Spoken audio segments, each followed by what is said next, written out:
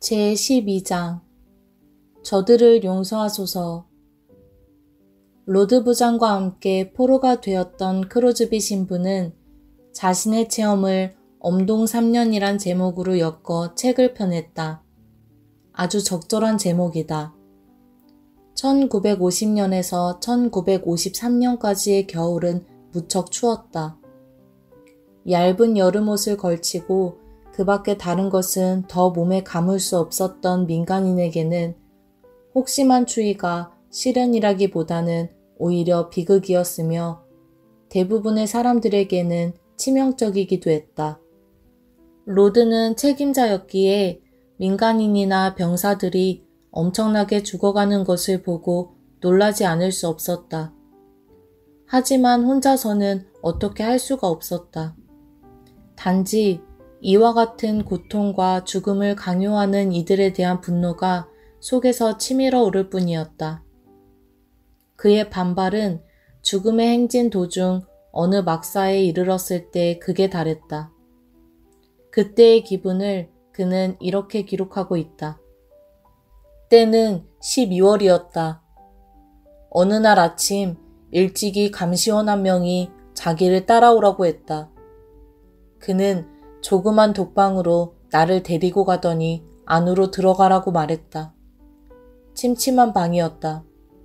그 안에 혼자 있으라는 것이었다. 얼마 후 호랑이가 나타났다. 그는 내 얼굴에 총을 들이대며 자기 앞에 무릎을 꿇으라는 것이었다. 그 총은 나의 많은 친구들을 죽인 총이었다. 이제 자백하겠나? 그는 소리쳤다. 무엇을 자백하라는 말입니까? 라고 나는 말했다. 양심에 비추어 보면 무엇을 자백할 것을 알 거요. 그대로 하면 되지. 그는 씩씩거리면서 말했다. 그를 달래기 위해 나는 이렇게 말했다. 정말 자백할 것이 없어요. 제발 무엇을 어떻게 하라는 것인지 말해주면 그렇게 하도록 해보겠습니다. 그러자 그는 더 화를 내면서 방아쇠를 잡아당기려고 했다. 나는 눈썹 하나 까딱하지 않았다. 다시 돌아올 테니 그동안 생각해 보시오. 자백을 하지 않으면 죽일 테니까 각오하시오. 알겠소? 그 방은 지독하게 추운 방이었다. 몸을 따뜻하게 할 것이라고는 아무것도 없었다. 밖에서는 감시원들이 24시간 지키고 서 있었다.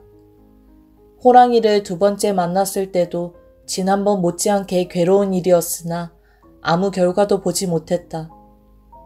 이와 같은 일은 극히 참기 어려웠지만 잠시라도 잠을 자서 마음을 안정시킬 수 있으면 좋았겠는데 그렇게 할 수 없어 신경이 곤두선 채 매일 밤을 뜬 눈으로 새웠다.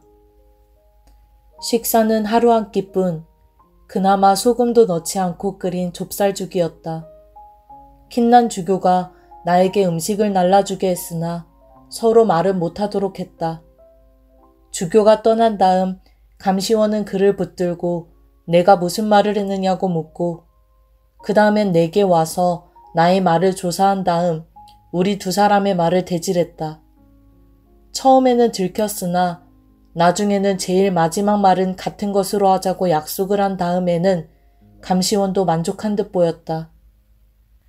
어느 날 킨난이 내가 먹을 죽을 가지고 왔을 때 지난번처럼 내 기분이 어떤지 물었다. 나는 무척 기운이 빠져 더 이상 견디지 못할 것 같다고 말했다. 주교는 익살스럽게 이런 말을 했다.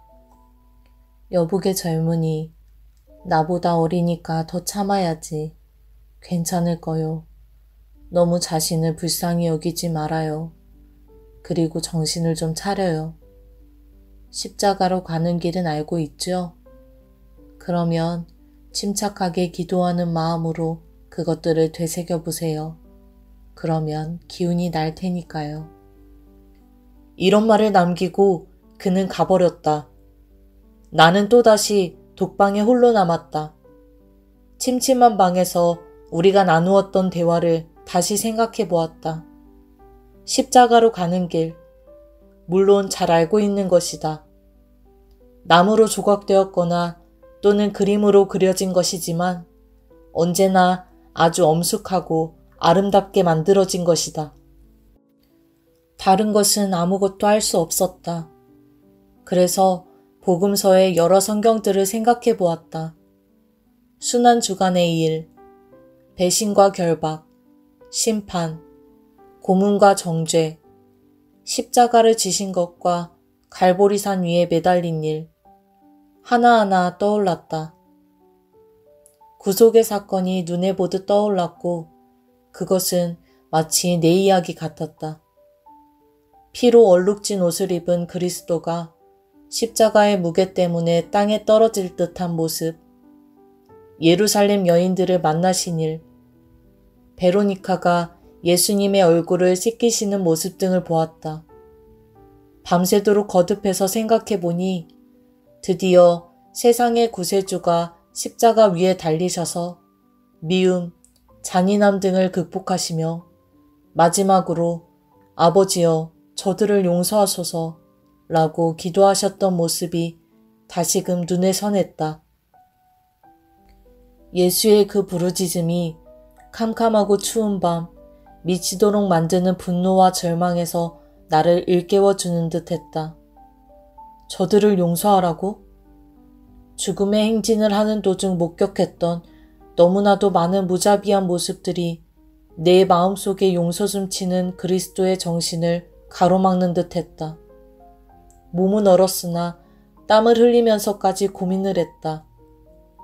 그러자 드디어 캄캄한 내 방에 별이 비추인 것도 아니었고 또 천사들의 합창이 나를 황홀경으로 이끌어간 것도 아니었지만 하나님의 사랑의 능력이 어두운 내 영혼 속에 미물처럼 밀려들어왔다. 나는 자비의 보좌 앞에 엎드려 오 아버지 하나님, 나도 저들을 용서하오니 저를 용서하시옵소서 라고 중얼거렸다. 그러자 종이 울리고 빛이 비치는 것 같았다.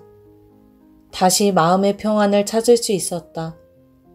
문자 그대로 하나님의 위로하심 속에 나 자신을 전적으로 맡길 수 있었다. 그 후로는 모든 일이 잘 되었다. 호랑이는 소득 없는 일에 지쳐버렸는지 나를 동료들이 있는 곳으로 다시 돌려보내 주었다. 나는 킨난 주교에게 감사를 드렸다. 그는 나의 병세를 정확하게 진단했을 뿐만 아니라 아울러 적절한 처방을 주었던 것이다.